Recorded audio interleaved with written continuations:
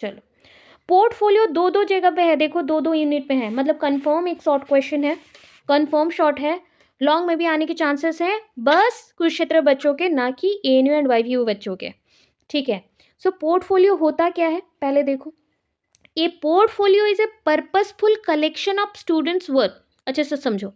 A portfolio is a purposeful collection of students' work that exhibits the students' efforts, progress, achievement in one or more areas.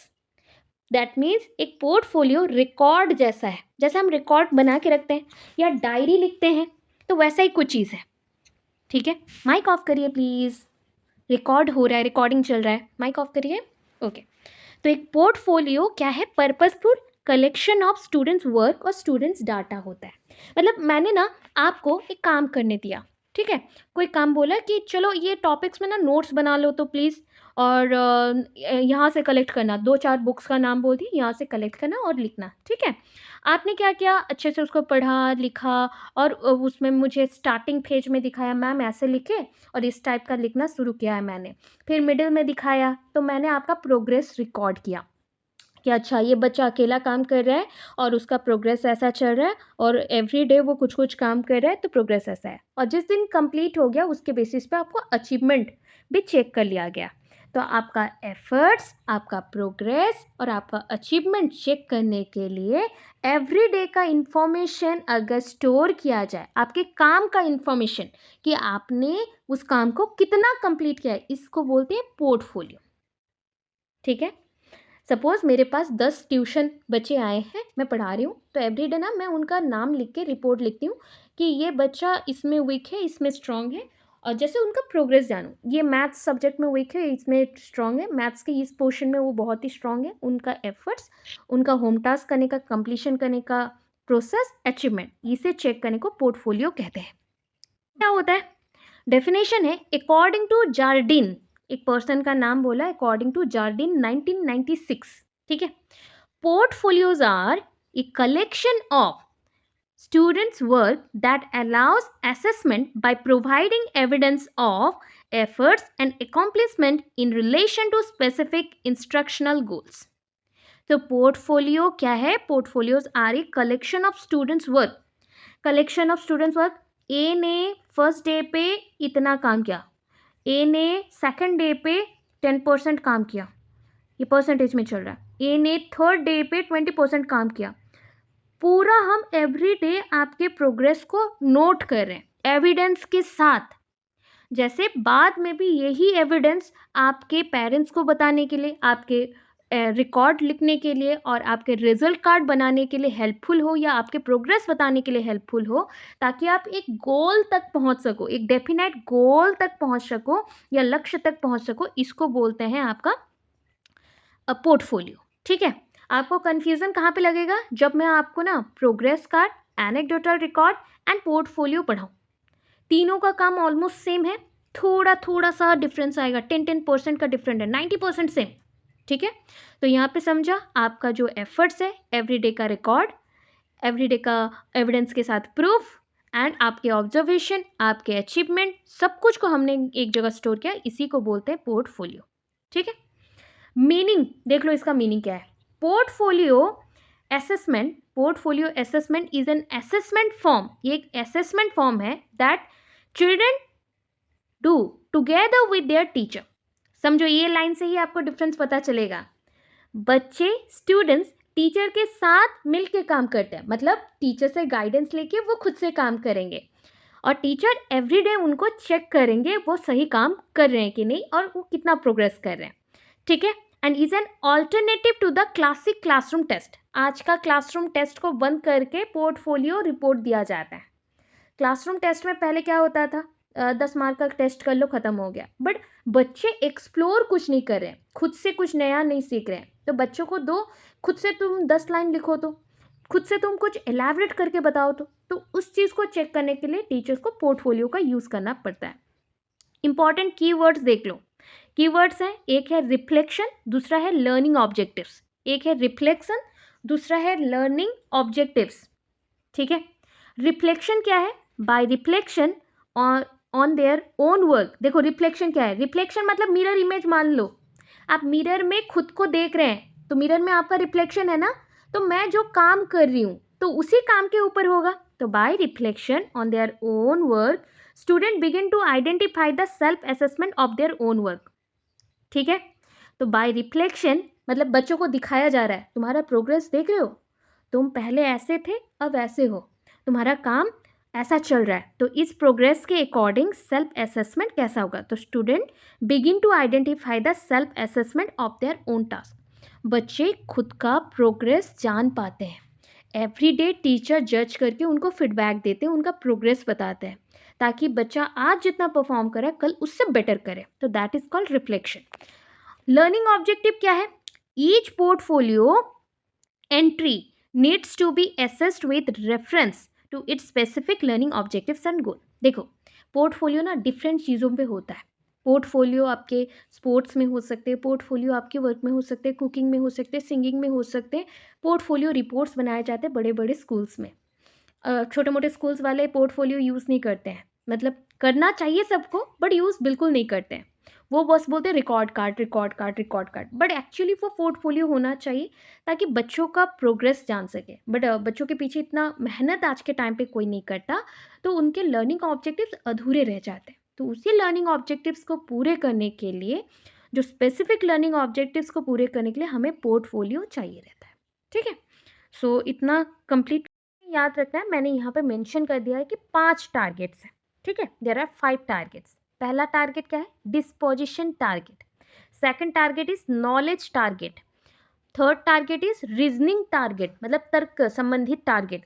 फिर है skill target, ये skill target है। Then fourth point क्या? Fifth point पे है product target. पहले देखो disposition target क्या होता है। Disposition target, disposition attitude, motivation and interest that affect students approach to learning। देखो, बच्चों के अंदर ना कोई चीज़ फिक्स करना है। सपोज सोच लो आपके पास एक बाउल है और उसको हम बोलते बॉल है, एंड उस बॉल में आपको क्या डालना है? सारे मटेरियल को डालते जाना है। ठीक है, वो मटेरियल यहाँ पे भर रहा है और ये धीरे धीरे बॉल पूरा फिलअप हो गया। तो इसको बोलेंगे हम डिस्पोजिशन ऑफ बॉल, मतलब उसमें जो टारगेट दिया है हमने मटेरियल से वो पूरा बॉल को भर दिया, मतलब टारगेटेड अमाउंट ऑफ मटेरियल से भरा है।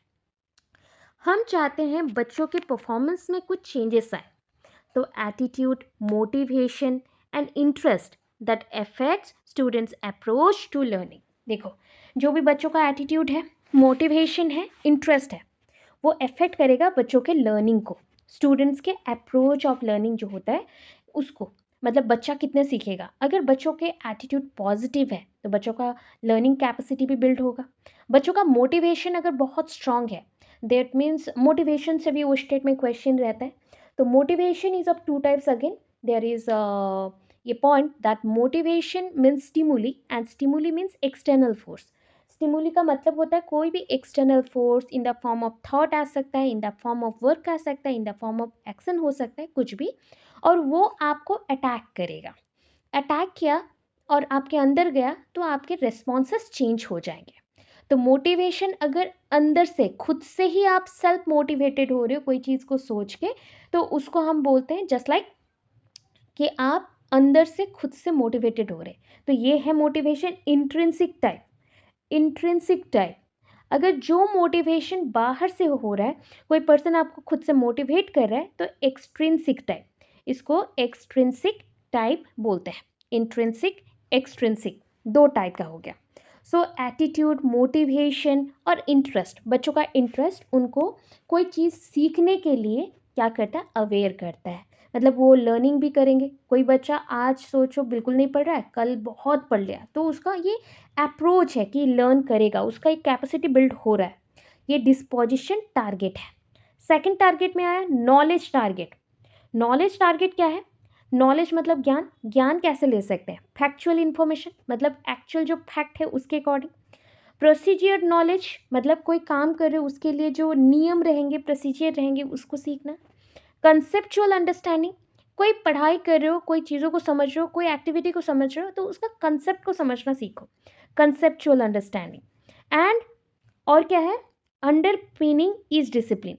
ये जितने भी पॉइंट्स हैं कोई भी सब्जेक्ट जब भी आप पढ़ो जिसको हम पढ़ना चाहते हैं, सपोज ये इंग्लिश है या ये अंडरस्टैंडिंग द सेल्फ है, ये लर्निंग टीचिंग पेपर है, कोई भी पेपर हो, आप पहले उसके फैक्ट्स को जानते हैं, इन्फॉर्मेशन जो फैक्चुअल इन्फॉर्मेशन है, फिर उसके प्रोसीजर को जानते हो कैसा वो काम कर रहा है, और नेक्स्ट लास्ट में उसके कंसेप्ट को अंडरस्टैंड करने को ट्राई करते हो। That is called conceptual understanding. Next point आता है रीजनिंग टारगेट, तर्क लगाना। अब तो मैंने पॉइंट दे दिए, अंडरस्टैंड कर लिया, बट चीज़ों को अंडरस्टैंड करने के बाद भी दो processes students are to learn to do well within a range of subject. अभी क्या होता है कि इन सारे पॉइंट से हमें ये पता चला कि एक बच्चा चाहता है कि वो बहुत अच्छे से अपने रेंज में रह के सब्जेक्ट्स को पढ़े और उसका नॉलेज ले, बट वो ना पढ़ने में इंटरेस्ट नहीं दे रहा है। तो रीजनिंग एक ऐसा पॉइंट है जहाँ पे वो तर्क लगा के एविडेंस ढूंढ ढूंढ के पढ़ता है, मतलब खुद से इंटरेस्ट लगा के पढ़ता है, जिसके अकॉर्डिंग आधा चीज़ आप ढूंढने से ही याद रख लेते हो कि कैसा क्या करना है, वो लॉन्गर पीरियड तक रिकॉल हो जाता है या फिर रिमेंबर हो जाता है। Next one, skill target. Skill target demonstration और physical skill based performance is at the heart of the learning. देखो, जब आप स्टडी कर रहे हो, पढ़ाई कर रहे हो, कोई भी चीज़ को पढ़ रहे हो, तो demonstration and physical skill, demonstration और फिजिकल स्किल। डेमोन्स्ट्रेशन मतलब कोई आपको पढ़ा रहा है, कोई पॉइंट करके दिखा रहा है और आप उससे सीख रहे हैं। फिजिकल स्किल मतलब आपके जो भी एलिमेंट्स के साथ कैसे रहना है, एलिमेंट एलिमेंट का रिश्ता क्या है, रिलेशनशिप बेस्ड हो गया। कौशल, एक ऐसा कौशल जो चीज़ों को हैंडल करने का है। तो यही सारे लर्निंग का हार्ट है, मेन पार्ट है, ठीक है। फिर नेक्स्ट आता है प्रोडक्ट टारगेट। प्रोडक्ट टारगेट क्या है? Where creation of a product is the focus of the learning. तो लर्निंग का मेन फोकस क्या है? कोई चीज़ों को बनाना, क्रिएट करना, उत्पादन करना, ठीक है, नए नई चीज़ों को बनाना। तो जब बच्चा एक प्रॉपरली पढ़ना शुरू करता है तो उसका लर्निंग एबिलिटी क्या है, इसे हम जान सकते हैं उनके वर्क से, और उनके वर्क को जानने के बाद उसका टारगेट क्या है और उसका रिजल्ट क्या आएगा, उसी को हम प्रोडक्ट बोलते हैं। जब वो चीज़ों पे काम करता है तो पहले वो नॉलेज लेता है, फिर उसका रीजनिंग और एविडेंस ढूंढता है, फिर उसमें कौशल और एक्टिविटी प्ले करता है, और लास्ट में प्रोडक्ट टारगेट के थ्रू प्रोडक्ट करता है और प्रोड्यूस करता है। अभी देखो, वाई यूज़ ए पोर्टफोलियो, हम क्यों इस्तेमाल करें पोर्टफोलियो को, ठीक है। हमेशा हेडिंग मतलब कोई एक वर्ड ही हो ऐसा नहीं हो सकता, आप चाहो तो एक क्वेश्चन भी डाल सकते हो, एक दो क्वेश्चन डाल के भी कोई चीज़ों का आंसर आप अच्छे से लिख सकते हो। तो इस पॉइंट को ऐसे भी लिख सकते हैं, portfolios can enhance the assessment process by. देखो, पोर्टफोलियो आपका असेसमेंट और मूल्यांकन विधि को बढ़ाता है। कैसे बढ़ाता है? First one, revealing A range of skill and understanding of the student. देखो, कौन से रेंज ऑफ स्किल में, कौशल में काम करेंगे बच्चे, कितने प्रकार में काम करेंगे और उसका रेंज क्या होगा, एंड स्टूडेंट को अंडरस्टैंड करके कि स्टूडेंट के नीड क्या है। Number two, supporting instructional goals, बच्चों को सपोर्ट करना, उनके इंस्ट्रक्शनल गोल्स को सपोर्ट करना। इंस्ट्रक्शनल गोल्स, इंस्ट्रक्शनल गोल्स मतलब उनके लाइफ का जो एक एम है या गोल है जिसके थ्रू वो आगे बढ़ सकते हैं, और उसके लिए टीचर्स उनको इंस्ट्रक्शंस और गाइड प्रोवाइड करते हैं। वैसे करके हम बच्चों को अब उनके गोल तक पहुंचा सकते हैं। Next, reflect change and growth over a period of time. हम क्या करें? चेंज करके दिखाएंगे और चेंज को बनाएंगे। And growth over a period of time, कैसे कैसे? एक बच्चा फर्स्ट ईयर में इतना ग्रोथ किया था, इतना सा ग्रोथ था, सेकेंड ईयर में उसका ग्रोथ इतना हो गया। ये जो चेंजेस है ओवर ए टाइम हुआ है, एक साल के टाइम पे हुआ, ओवर ए टाइम हुआ है, उसको हम शो करेंगे। Encourage student, teacher and parent reflection, तीनों बहुत इंपॉर्टेंट है। स्टूडेंट, टीचर एंड पेरेंट्स, तीनों, पेरेंट्स पेरेंट्स पी लगेगा, पेरेंट्स, तीनों इंपॉर्टेंट है पोर्टफोलियो में और कोई भी चीज़ को प्रोड्यूस करने में। नेक्स्ट, एनकरेजिंग हो गया, provide community for continuity in education from 1 year to next year. हम प्रोवाइड कम्युनिटी, ऐसा कम्युनिटी बना के देंगे ताकि बच्चे एजुकेशन साल भर साल कंटिन्यू रख सके, ठीक है। बहुत टाइम क्या होता है ना, अच्छे एनवायरनमेंट नहीं होने के कारण बच्चे स्कूल छोड़ देते हैं, इसलिए। फिर देखो next, what goes into your portfolio, क्या क्या चीज़ें आपके पोर्टफोलियो में होने चाहिए। स्टेप्स बोल सकते हो, एलिमेंट्स बोल सकते हो, वैसा। सो ये क्लियरली स्टेटेड पर्पस, मतलब कौन से कारण से आप पोर्टफोलियो कर रहे हो, ये रीज़न जो रहता है उसको पहले देखना, क्लियरली मेंशन करना। एक पर्पस चाहिए और जिसके ऊपर आपका पोर्टफोलियो बनेगा वो हमें अपना गोल और हमारा पॉइंट चाहिए पहले। फिर सेकंड, टेबल ऑफ कंटेंट, जैसे कि कोई भी असाइनमेंट बना रहे हो तो पहले तो टेबल बनाते हो ना, और टेबल ऑफ इंडेक्स बनाते हो, इंडेक्स टेबल रहता है जहाँ पे आप कंटेंट को और इंडेक्स को लिखते हैं पूरा कि ये पॉइंट आपका मेंशन होना चाहिए। नेक्स्ट, 5 पीस ऑफ वर्क, देखो वर्क को 5 टुकड़ों में डिवाइड करके करना है, ठीक है। One of which must be the entire plan of the investigation, उनमें से एक रहेगा पूरा इन्वेस्टिगेशन का प्लानिंग, पूरा इन्वेस्टिगेशन का प्लानिंग। फिर नेक्स्ट, ये caption for each piece of work, अभी देखो मैं काम अकेले कर रही हूँ या ग्रुप में कर रही हूँ ये मैटर नहीं करता, मैटर करता है कि काम कितना बड़ा है। काम को पूरा डिवाइड कर दो, काम को पूरा डिवाइड कर दो, कितने टुकड़े में करना है, 5 टुकड़े में करना है, ठीक है। 1 2 3 4 5, पाँचों का कैप्शन देना पड़ेगा कि इसका नाम जैसा है ये इंट्रोडक्टरी पार्ट, ये है आपका जैसे सोच लो डेफिनेशन पार्ट, ये है आपका जैसे सोच लो मैकेनिज्म पार्ट, ये है सोच लो जैसे प्रोसीड्यूरल पार्ट, ये है लास्ट सोच लो कंक्लूडिंग पार्ट। तो ऐसा नाम देना पड़ेगा ईच पोर्शन के लिए, क्योंकि अभी एक काम नहीं है, छोटे छोटे करके 5 काम बन चुके हैं, 5 वर्क्स बन चुके हैं, 5 पीस ऑफ वर्क्स बन चुके हैं, ठीक है। ये रिफ्लेक्टिव समरी, अभी इसके बाद पूरा चीज़ होने के बाद एक समरी जरूर बनाए, क्योंकि पूरा एक पोर्टफोलियो सोच लो 30-40 पेज का भी हो सकता है, तो 30-40 पेज थोड़ी एक कोई पर्सन पढ़ सकता है, तो उसके लिए समरी आप लिखेंगे। तो जो भी आपने पोर्टफोलियो में लिखा है उसका एक छोटा सा जिस्ट आप कंप्लीट पोर्शंस को जिस्ट बना के अपने समरी में डालोगे।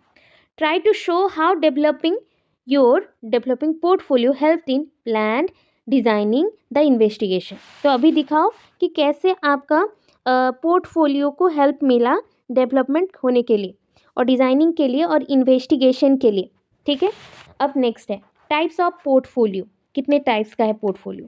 There are a variety of portfolio, बहुत वेराइटी का होता है पोर्टफोलियो।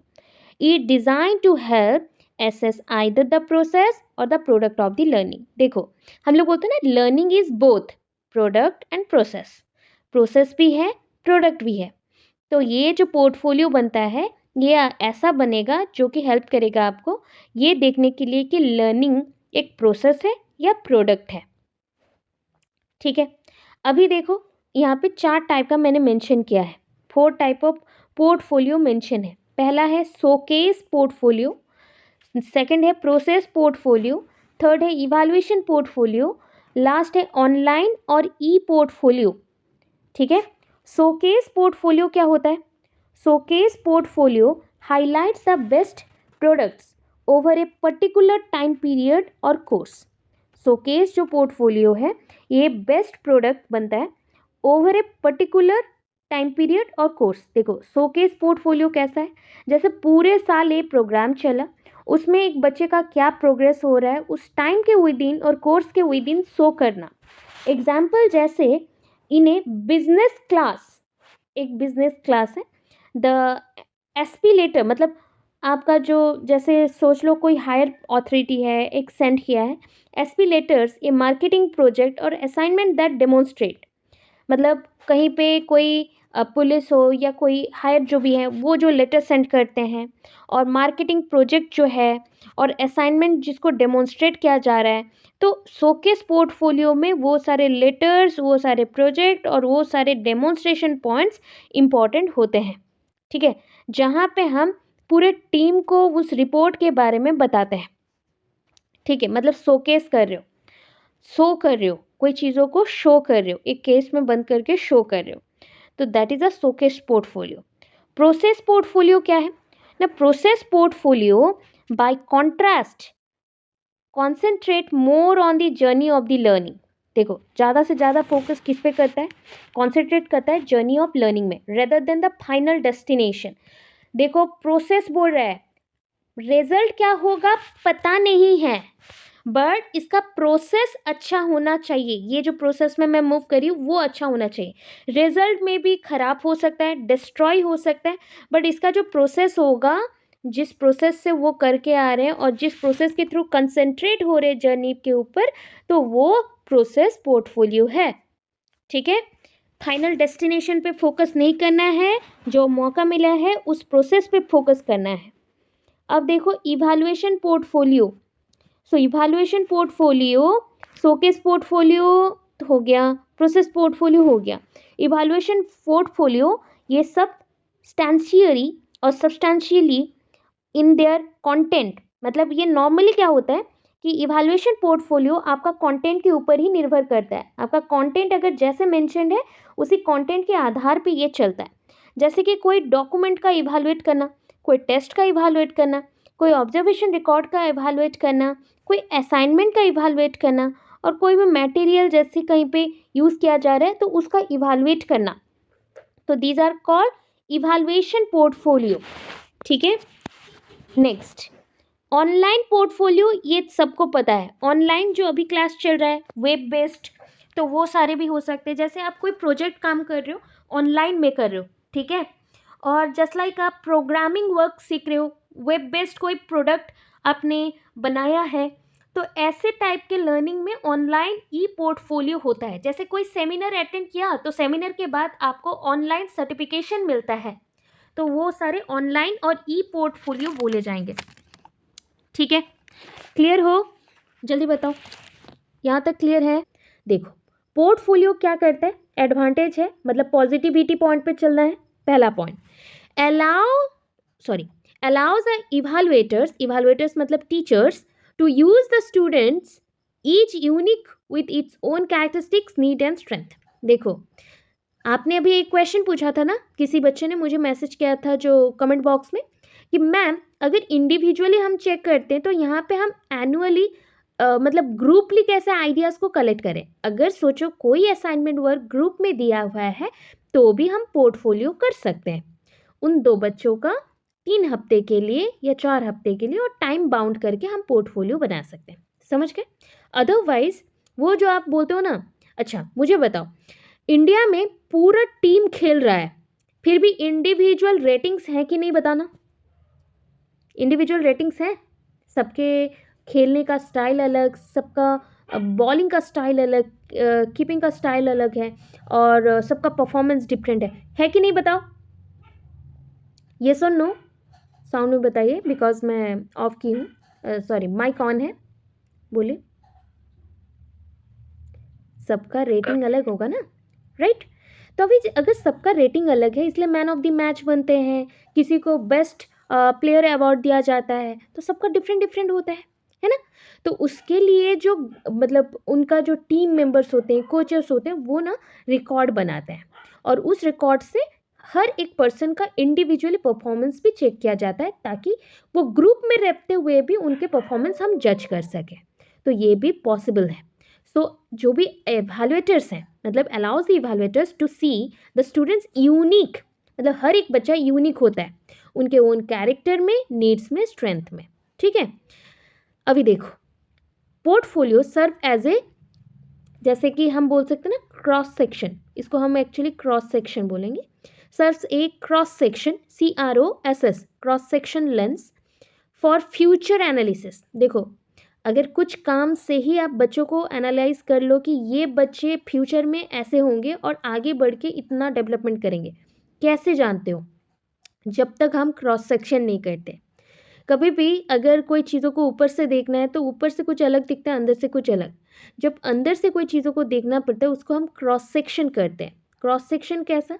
सोच लो ये कि टेस्ट ट्यूब है, टेस्ट ट्यूब में काम चल रहा है, अगर हम लोग क्रॉस सेक्शन करें तो ऐसा कटिंग भी कर सकते हैं, इस टाइप का थीन लेयर लेके हम चेक कर सकते हैं, और सेक्शनल कटिंग भी हो सकता है ऐसे पॉइंट पे।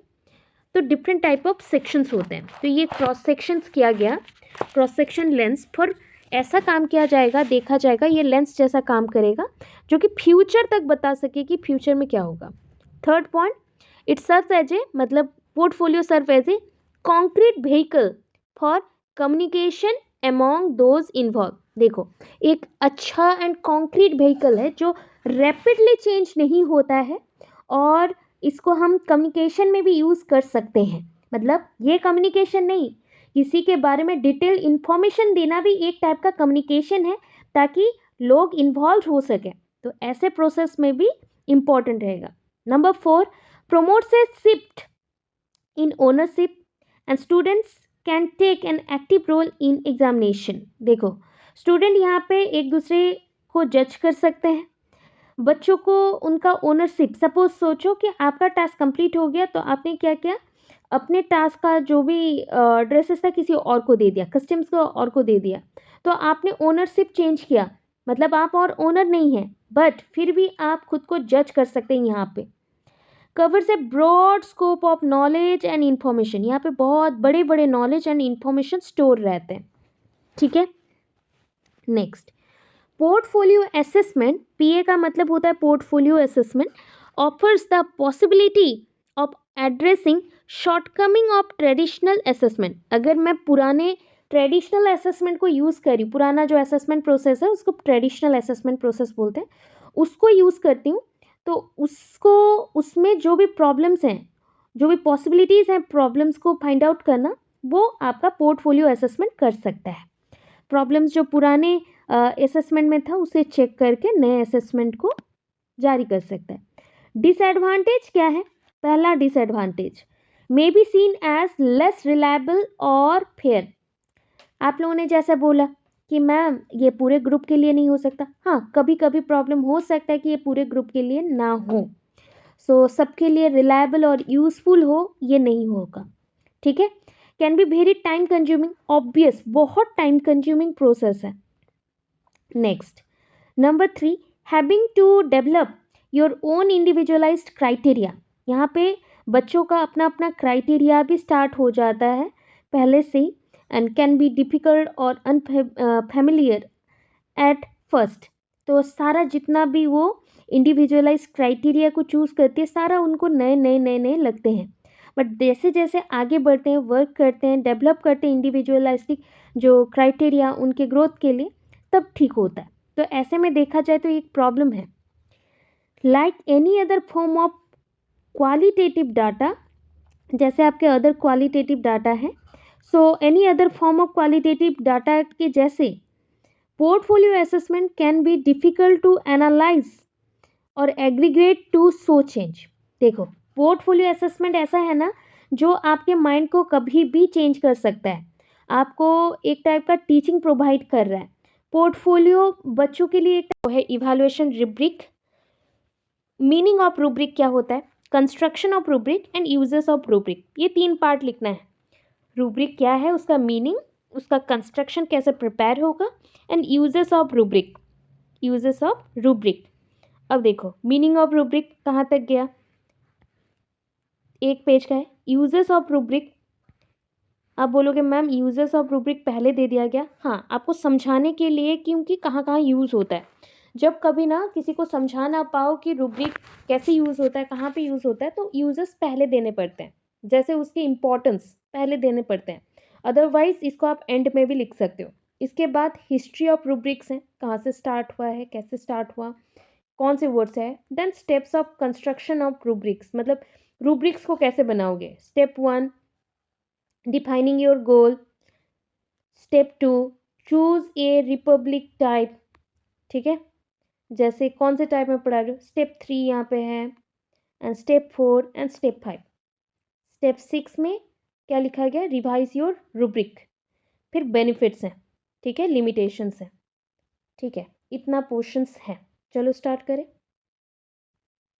अच्छे से समझते हैं। ठीक है, पहला आया, what do you mean by rubric and meaning of rubric. So in education technology आज के टाइम पे यूज़ हो रहा है ना रूब्रिक का, तो आज का टाइम क्या है, एजुकेशन एंड आईटी मिक्स होके एजुकेशन टेक्नोलॉजी बना चुका है। Education and IT plus IT दोनों मिलके क्या बना चुके हैं, education technology. So education technology के टाइम पीरियड में रूब्रिक मीन्स, रूब्रिक एक स्कोरिंग गाइड है। रूब्रिक एक स्कोरिंग गाइड है।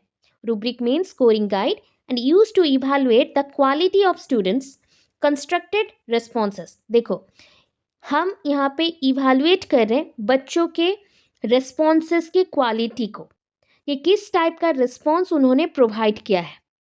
इसको अगर जज कर रहे हो कि सपोज आप ना ए हैं और आप बच्चों को पढ़ाते हैं, जैसे कि ABC बच्चे का नाम है, वो पढ़ता है आपके पास, तो हम इसको यूज़ करके, स्कोरिंग गाइड है, इसको यूज़ करके स्टूडेंट को और ज़्यादा मॉडिफाई करते हैं उनके बिहेवियर को।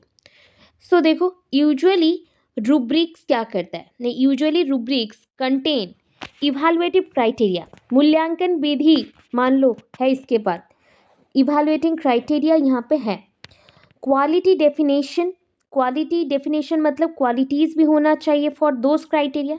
जो क्राइटेरिया और जो पॉइंट्स हमने लिए हैं उन क्राइटेरिया के लिए क्वालिटीज़ भी होना चाहिए। At particular level of achievement and scoring strategy, तो हम पहले बच्चों को इवैल्यूएट करेंगे, उसके बाद स्कोरिंग स्ट्रैटेजी के अकॉर्डिंग स्कोरिंग करेंगे और उनके अचीवमेंट को बताएंगे। Main purpose of rubrics is to assess performance. Main purpose क्या है रूब्रिक्स का? परफॉर्मेंस एसेस करना, परफॉर्मेंस को एसेस करना। सो असेसमेंट ऑफ परफॉर्मेंस बोल सकते हो, और एसेस परफॉर्मेंस को चेक करना और परफॉर्मेंस के बेसिस पे जस्टिफिकेशन और जजमेंट देना। So according to Arthur and MC Tighe, ठीक है, MC Tighe, Arthur and MC Tighe, rubric is a set of general criteria. Rubric कुछ नहीं, नथिंग बट एक पीस ऑफ बॉक्स जैसा है, उसमें कुछ जनरल क्राइटेरिया पहले से ही फिक्स्ड होंगे and used to evaluate a student's performance in a given outcome area। and इससे क्या होता है, हम जल्दी से जल्दी बच्चों को मूल्यांकन कर सकते हैं, इवेलुएट स्टूडेंट परफॉर्मेंस, बच्चों के परफॉर्मेंस को जज कर सकते हैं पर्टिकुलर उनके एरिया में, ठीक है। तो सपोज एक स्टूडेंट है, उसको कोई एक टॉपिक में बहुत डिफिकल्टी हो रही है, तो उस डिफिकल्टी सिचुएशन में उसने क्या किया, कहीं पे उसने काम किया, कहीं पे उसका नॉलेज ढूंढने को ट्राई किया और नोट डाउन किया जितना मिला, ठीक है। अभी मिलने के बाद सपोज वो पर्सन का कुछ क्राइटेरिया है, उस क्राइटेरिया को हम फुलफिल करें तो हमारा ये पोर्शन कंप्लीट हो जाएगा। सो उस क्राइटेरिया के अकॉर्डिंग बच्चों को परफॉर्मेंस वाइज जज करना इज़ सो इम्पॉर्टेंट, एंड इसी से हम बच्चों का परफॉर्मेंस जज कर सकते हैं, जनरल आइडियाज जज कर सकते हैं, और पर्टिकुलर एरिया में बच्चों के परफॉर्मेंस को एसेस करने के बाद बच्चों को आगे लेके जा सकते हैं, ठीक है। यूजेस ऑफ रूब्रिक्स कहाँ यूज़ होता है ना। रूब्रिक इज डिफाइंड एज, अगर रूब्रिक को डिफाइन किया जाए, writing what is expected of the student to get a particular grade on an assignment, ठीक है। ये जस्ट लाइक एक पोर्टफोलियो है, बट पोर्टफोलियो नहीं बोल रहा था कि हम बच्चों को मार्किंग करेंगे, स्कोरिंग करने के लिए हेल्प करेंगे। तो आपके लिए जो आपके एडमिट कार्ड में जैसा इंस्ट्रक्शंस गिवन होता है, देखिए इंस्ट्रक्शंस गिवन होता है, या फिर कोई भी बुक परचेस करते हो, जैसे कि कोई क्वेश्चन पेपर सेट वहाँ पे प्रेजेंट है, तो उससे पहले ना ये इंस्ट्रक्शन सेट गिवन होगा, बोला जाएगा इसमें 10,000 क्वेश्चंस हैं एंड आउट ऑफ दैट इतने क्वेश्चन इस टॉपिक से, इतने क्वेश्चन इस टॉपिक से, और उसके ऊपर आपको मार्किंग भी बताए जाएंगे कि कितने कितने क्वेश्चन आने के चांसेस है और मार्किंग। तो वो एक रूब्रिक है, वो पोर्टफोलियो नहीं है, वो रूब्रिक है। उस रूब्रिक के बेसिस पे हम बच्चों को गाइड कर सकते हैं, बच्चों को हम एक्सपेक्टेड पॉइंट तक ले जा सकते हैं कि अच्छा तुम ऐसे पढ़ो तो तुम्हारे मार्क्स ऐसे आएंगे। So a rubric is defined as or in writing what is expected of the student to get a particular grade on an assignment। एक असाइनमेंट में बच्चा कैसे परफॉर्म करे तो उसको वो जितना मार्क्स चाहता है उस असाइनमेंट में उतना मिल सकता है, ठीक है। सो इसको हम बोल सकते हैं कि ये rubric is a working guide है, एक गाइड जैसा है जिसको यूज करके बच्चा कैसे परफॉर्म करे, बच्चा कितना परफॉर्म करे, ये हम जान सकते हैं। बच्चा कैसा परफॉर्म करे और बच्चा कितना परफॉर्म करे, ओवर करे या अंडर करे, और जितना करेगा तो मार्क्स बढ़ेगा या कम होगा, वो बच्चा जान सकता है। Rubric is a tool for formative assessment. याद रखो, रूब्रिक एक फॉर्मेटिव असेसमेंट टूल है, ठीक है। The main purpose of rubric is to assess performance. इसका भी मेन फंक्शन क्या है? एसेस करना, परफॉर्मेंस को चेक करना. तो परफॉर्मेंस चेक करना है मतलब कैसे चेक करें? बच्चे जो रेस्पॉन्स देंगे उसके बेसिस पे. जैसे बच्चों का रेस्पॉन्स अच्छा आए तो उसके लिए ये एक गाइड है. ठीक है. Rubrics is used for giving grades. बच्चों को ग्रेड्स देने के लिए ये यूज किया जाता है. इसको टीचर एंड स्टूडेंट दोनों यूज कर सकते हैं. ठीक है. टीचर भी एंड स्टूडेंट भी दोनों यूज कर सकते हैं. It is use to set up a grade criteria for assignment. Assignment के लिए क्राइटेरिया बनाता है कि इतने ग्रेड्स लाने के लिए ये क्राइटेरिया को फुलफिल करना पड़ेगा. ठीक है. क्या हम क्लियर हैं? बताओ. तो हिस्ट्री ऑफ रुब्रिक्स ये है. The term rubrics itself has an interesting progression. अरे रुब्रिक्स का मतलब ही होता है ना प्रोग्रेस करना, आगे बढ़ना. ठीक है. तो एक पर्सन है जिनका नाम है प्रोफैम. क्या नाम है? प्रोफैम. PROPHAM. प्रोफैम. प्रोफैम 1997 में क्या लिखे? The original meaning of rubric had little to do with scoring of students work. देखो, कुछ करना बच्चों के मार्क के साथ जो भी बच्चों ने अपने काम से गेन किया है, इसी को बोलते हैं रुब्रिक. ठीक है. The Oxford English dictionary tells us that, हमें वो बोलता है, in the mid 15th century, जब 15th सेंचुरी का बीच का समय है, rubric referred to headings of different section of a book. मैंने बोला ना अभी, रुब्रिक हर एक चैप्टर के और हर एक बुक के डिफरेंट सेक्शंस के हेडिंग्स में लिखे जाते थे. मतलब क्या है? ये इंस्ट्रक्शन है कि कैसे पढ़ना है. ठीक है. दिस स्टेम्ड फ्रॉम, स्टेम्ड मतलब रूट, मतलब कहाँ से ओरिजिनेट हुआ है. This root from the work of Christian monk. जो क्रिश्चियन मॉन्क थे उनके काम से ये आया है. Who painstakingly reproduce sacred literature. उन्होंने बहुत अच्छे से एक पवित्र होली लिटरेचर बनाया और उसमें ईच सेक्शन में उन्होंने क्या किया? Each major section of a copied book with a larger red letter. हर एक पेज में नहीं, जो जो इम्पॉर्टेंट पेज है और जहाँ पे आपको इंस्ट्रक्शन के साथ पढ़ना है, तो वहाँ पे उन्होंने ना बड़े बड़े रेड लेटर में कुछ एक तो लिख लिया. बड़े बड़े red letter, larger red letter में उन्होंने कॉपी करके रख लिया कि ईच सेक्शन को जानने के लिए और ईच सेक्शन में क्या अलग अलग पढ़ना है, कैसे स्कोर करना है, जानने के लिए रख दिया गया. ठीक है. Because the Latin word for red is rubber. ठीक है, समझ आ रहा है? रेड का मतलब लैटिन में है रबर, एंड रबर से ही रुब्रिक, रबर से वर्ड आया है रुब्रिक, और रुब्रिक का मतलब है signify the headings for major division of a book. बड़े बड़े बुक में जो बड़े बड़े चैप्टर्स होते हैं उसके हेडिंग्स के लिए रुब्रिक्स का यूज किया गया. अभी next steps for constructing rubrics. Rubrics को कैसे बनाया जाए? अभी ना अच्छे से सुनना, बस 6 पॉइंट्स हैं. तो step 1, define your goal. Define your goal में before you can create a rubric, जैसे कि आप रुब्रिक बनाने जा रहे हो तो उससे पहले you need to decide the type of rubric. आपको डिसाइड करना पड़ेगा कि कौन से टाइप का रुब्रिक आप बना रहे हो और बनाना चाहते हो, and that will largely be determined by your goal for the assessment. आपके असेसमेंट के लिए जो गोल है उसके आधार पे ही आप चूज करेंगे कि कौन से टाइप का रुब्रिक आप बनाना चाहते हैं. सो पहले ना खुद को पूछो कि रुब्रिक बनाने से पहले कि किस टाइप का क्वेश्चन आ सकता है, मतलब कौन से बेसिस पे हम रुब्रिक बना सकते हैं. Ask yourself the following question. How detailed do I want my feedback to B.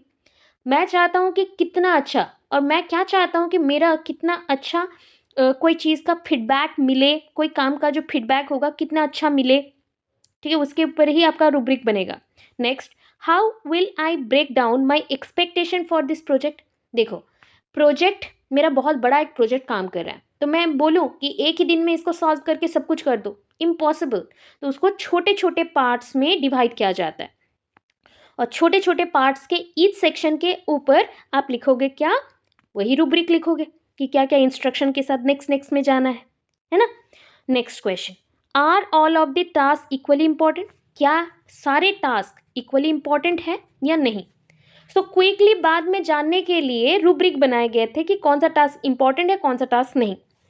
How do I want to assess performance, कैसे मैं जानती हूँ कि मुझे चाहिए कि मुझे परफॉर्मेंस एसेस करना है।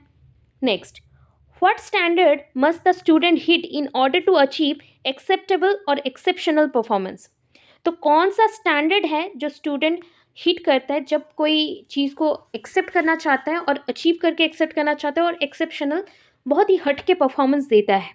Next, do I want to give one final grade on the project और a cluster of smaller grade based on several criteria. तो मैं सोच रहा हूँ कि मेरा जो प्रोजेक्ट है, क्या मैं एक ही ग्रेड दूँ उसको, या फिर हर एक चीज़ को सोच समझ के छोटे छोटे पार्ट में डिवाइड करके ईच सेक्शन को मैं मार्किंग करूँ या ग्रेडिंग करूँ। Next, am I grading based on the work और on participation. Am I grading on both, क्या मैं दोनों में कर सकती हूँ, या वर्क के बेसिस पे या पार्टिसिपेशन के बेसिस पे कर सकती हूँ। तो once you have figured out कि ये सारे डिटेल्स आपके पास हैं, तो you have to prepare for the rubric. Next, आप रूब्रिक तक पहुंच गए हो, रूब्रिक आप बनाना शुरू कर सकते हैं। तो चूज ए रूब्रिक टाइप, उससे पहले आप रूब्रिक को चूज करो। यहाँ पे रूब्रिक ना बहुत वेराइटीज के होते हैं। Although there are many variation of rubric, it can be helpful to at least have a standard set to help you decide where to start. तो ये आपको बता सकते हैं कहाँ स्टार्ट करना है। तो here are two that are widely use in teaching as defined by, किसने डिफाइन किया है, देखो यहाँ पे 2 टाइप्स के रूब्रिक है और इसको किसने डिफाइन किया है। DePaul university's graduate educational department, DePaul university's graduate educational department, उन्होंने 2 टाइप का रूब्रिक निकाला है, analytic rubric, holistic rubric, analytic rubric and holistic rubric. ठीक है, स्टेप 3 में आते हैं।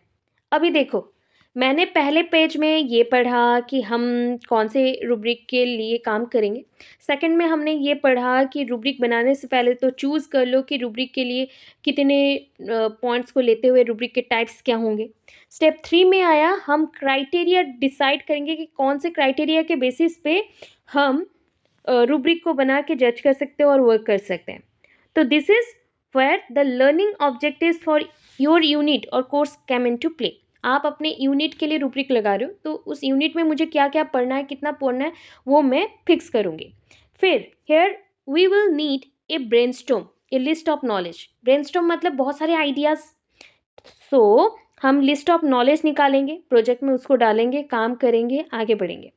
ग्रुप देम, अभी जो जो पॉइंट ब्रेनस्टॉर्म का लिस्ट बनाया मैंने आइडियाज़ का, उनमें से जो सिमिलैरिटीज़ हैं, जो इजी हैं, उसको रख दो, और जो आपको लग रहा है डिफ़िकल्ट है, उसको नहीं कर सकते, उसको हटा दो। ठीक है, नॉट क्रिटिकल, उसको हटा दो। ये rubric with too much criteria, ऐसा मत करना। जब भी रूब्रिक बनाओ ना, रूब्रिक के ऊपर बहुत सारे क्राइटेरिया मत लगा देना। बहुत सारा क्राइटेरिया वो जज नहीं कर मतलब पाएगा और रॉन्ग आंसर्स देगा। इसलिए specific, try to stick with 4 to 7 specific subject for which you will be able to create unambiguous measurable expectation in the performance level। तो 4 से 7 स्पेसिफिक सब्जेक्ट्स को लेके ही आप बनाओ, उससे ज़्यादा नहीं। You will want to be able to spot the criteria. अभी ये 4 से 7 टॉपिक्स के लिए आप क्राइटेरिया को भी डिफरेंट करके ग्रेड करके लाओगे, जैसे कि क्विकली आप अपने बच्चों को, क्विकली अपने स्टूडेंट्स को इंस्ट्रक्ट कर सको। In an analytic rubric, the criteria are typically listed along the left column. Analytic rubric में कॉलम में, लेफ्ट कॉलम में सारे क्राइटेरिया पहले से ही मौजूद होंगे। स्टेप 4 में क्रिएट योर परफॉर्मेंस लेवल। अभी ना जैसे रेटिंग स्केल में आप रेटिंग करते हो, इधर आपके कुछ कंपोनेंट्स होते हैं और इधर आपके रेटिंग स्केल में 0, 1, 2, 3, 4 रेटिंग देते हो। तो वैसे ही यहाँ पे मास्टरी गेन करने के बाद most rating scale include between 3 to 5 levels. देखो यहाँ पे मैंने कितने लेवल्स बनाए हैं, 1, 2, 3, 4, मतलब 0 to 4 मतलब 5 लेवल तक बनाया है। तो यही जो भी आपने मास्टरी गेन किया है, जो भी आपका कैरेक्टर होगा, उसके बेसिस पे जो भी आपके रेटिंग होगी उसको हम टिक करेंगे। रेटिंग के ऊपर हम पॉइंट भी लिखेंगे कि एक्सेप्शनल है, सेटिस्फैक्टरी रिजल्ट है, या एटसेट्रा है, कुछ भी। सो इसको चेक करेंगे। While other teachers simply assign number, जब अदर टीचर्स बस नंबर देते हैं, परसेंटेज देते हैं, लेटर देते हैं, ग्रेड्स देते हैं, सो एनी कॉम्बिनेशन ऑफ 3 हो सकता है. You can arrange them for from highest to lowest. आप उसको अरेंज कर सकते हो बहुत ही क्विकली हाईएस्ट टू लोएस्ट में. ठीक है, हाईएस्ट कौन है, लोएस्ट कौन है, ऑर्गेनाइज कर सकते हो एंड चेक कर सकते हो. ठीक है. Step 5, right descriptors for each level of your rubric. अभी देखो डिस्क्रिप्टर क्या होता है. सपोज 0 दिया, 0 मीन्स पुअर, फिर 1 दिया, सो पुअर के ऊपर हम चलेंगे, दैट इज हम बोल सकते हैं जैसे बैड. ठीक है, फिर हम 3 में चलते हैं, 2 में चलते हैं, गुड, फिर हम 3 में चलते हैं जैसे बेटर, 4 में चलते हैं बेस्ट. तो ऐसे पॉइंट से हम क्या देते हैं, डिस्क्रिप्टर देते हैं कि 0 का मतलब क्या है, 1 का मतलब क्या है, 2 का मतलब क्या है, 3 का मतलब क्या है. ये सारे रूब्रिक में होने चाहिए ताकि बच्चों के परफॉर्मेंस लेवल को चेक करके हम एक एक क्राइटेरिया से उनको जज कर सकें. The description should be specific. देखो डिस्क्रिप्शन एक एक वर्ड वाला होगा या मिजरेबल होगा जिसको काउंट कर सकते हो. The language should be parallel to help with the student. जो भी लैंग्वेज भी यूज़ होगा वो उसके साथ पैरेलली यूज़ होगा जो कि बच्चों के लिए हेल्पफुल रहेगा, बच्चों के अंडरस्टैंडिंग स्टैंडर्ड के लिए हेल्पफुल रहेगा. Again to use an analytic ऐसे रूब्रिक. अगर अभी कोई मेरा एनालिटिक ऐसे रूब्रिक का यूज़ कर लेता है, सो जैसे इफ़ योर क्राइटेरिया वर्स, आपका क्राइटेरिया है ऑर्गेनाइजेशन, यू शुड, आप कैसे मार्क करेंगे, देखो 4 का मतलब है एक्सेप्शनल. ठीक है, 3 का मार्क है सेटिस्फैक्टरी, 2 का मार्क है डेवलपिंग, 1 का मान है अनसेटिस्फैक्टरी. ये स्केल में आपका मेंशन होगा. ठीक है, जब भी आप लोग लिखते हो ना लॉन्ग क्वेश्चंस, तो इसी बेसिस पे आपको मार्किंग मिलता है. एक्सेप्शनल बहुत अच्छा जिसने लिखा, सेटिस्फैक्टरी हाँ चलेगा 60-70% के अंदर है, डेवलपिंग हाँ थोड़ा थोड़ा कोशिश करिए आगे लिखने के लिए, नंबर 1 अनसेटिस्फैक्टरी मतलब रिजल्ट कुछ अच्छा नहीं हुआ. स्टेप 6 देखो, रिवाइज योर रूब्रिक. आप अपने रूब्रिक को रिवाइज करो. अब मैंने सारा कुछ दे दिया, लैंग्वेज दे दिए, नंबर्स दे दिए, नंबर्स के डिस्क्रिप्टर्स दे दिए, सब देने के बाद जज करने के बाद आप फीडबैक देंगे. इस स्टेज को आप छोटा सा करना. रिवाइज बोला गया ना, सारी चीज़ों को अगेन एक बार रीचेक करना है एंड फीडबैक देना है. बस एक लाइन में लिखना, recheck and feedback. Last stage को इतना बड़ा नहीं लिखना है. ठीक है, इतना बड़ा नहीं लिखना है. इफ रिवाइज नेसेसरी नहीं है तो जैसा है वैसा मूव करेंगे विथ फीडबैक. अगर रिवाइज नेसेसरी है तो रिवाइज करो और उसको चेक करो, उसको एडजस्ट करो और स्पेसिफिक स्टैंडर्ड पे बच्चों को जज करो. ठीक है, बेनिफिट्स ऊपर पढ़ चुके हैं. Rubrics make the learning target more clear. Rubric से पता चलता है कि कितना अच्छा आप पढ़ते हो और आपका ग्रेड क्या है. Rubric guide instructional design and delivery. तो ये बच्चों को इंस्ट्रक्शनल गाइड, इंस्ट्रक्शनल डिज़ाइन देता है कैसे पढ़ना है और डिलीवरी का पॉइंट बताता है कि किस टाइप का प्रेजेंट करना है. Rubrics make the assessment process more accurate. Rubric assessment process को बहुत ज़्यादा एक्यूरेट और क्लियर और फेयर बनाता है. Rubrics provide students with A total for self assessment. देखो रूब्रिक्स ऐसा चीज़ है, बच्चे चाहे तो खुद को जज कर सकते हैं या खुद के दोस्तों को भी जज कर सकते हैं. Self assessment, peer feedback. ठीक है, लिमिटेशंस क्या है, छोटे छोटे पॉइंट्स से 6 पॉइंट्स देखो. प्रोफैम होगा, वहाँ पे स्पेलिंग लिखा था. सो उन्होंने ये पॉइंट्स दिया है. Task specific evaluation criteria. Task specific, जैसा सब्जेक्ट जैसा विषय उस हिसाब से ही इवैल्यूएशन आप कर सकते हैं, उसके अकॉर्डिंग ही क्राइटेरिया चूज कर सकते हैं. Excessively general evaluation criteria. Excessively general मतलब साधारण तो ओवरऑली जो होता है. डिसफंक्शनल डिटेल्स, कभी कभी डिटेल्स कैसे है, आप जो क्राइटेरिया फिक्स कर रहे हो रूब्रिक्स के लिए तो वो क्राइटेरिया तो आपने अपने अकॉर्डिंग फिक्स किया है. मे बी आपसे भी कोई तो टैलेंटेड कोई ऐसा पर्सन भी हो सकता है जो रूब्रिक्स फिक्स कर सकता था, है ना. तो डिसफंक्शन कभी कभी डिटेल्स में रह जाएगा. Equating the test of the skill with the skill itself. मतलब हम उसको चेक करते उसी स्किल के यूज से, उस स्किल को मतलब रूब्रिक्स को चेक किया जाता है रूब्रिक्स के ही यूज से.